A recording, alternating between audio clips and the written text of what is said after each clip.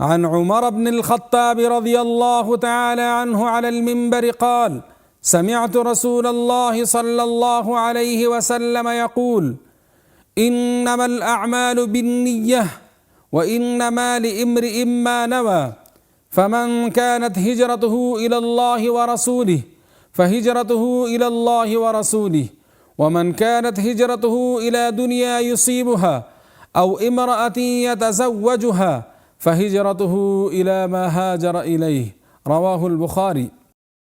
عمر بن الخطاب رضی الله عنه څخه روایت دی، وایي: ما له رسول الله صلی الله علیه وسلم څخه اوریدلی چې فرمایي: په رښتیا د اعمالو ثواب له نیت سره تړلی، او انسان لره یوازې هغه څه دي چې نیت یې کړی وي.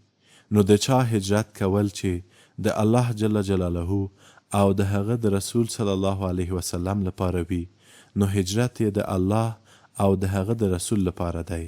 او که د چا هجرت د دنیا لپاره وي چې ترلاسه یې کړي، یا د ښځې لپاره وي چې واده ورسره وکړي، نو هجرت یې د هغه څه لپاره دی چې هجرت یې ورته کړی.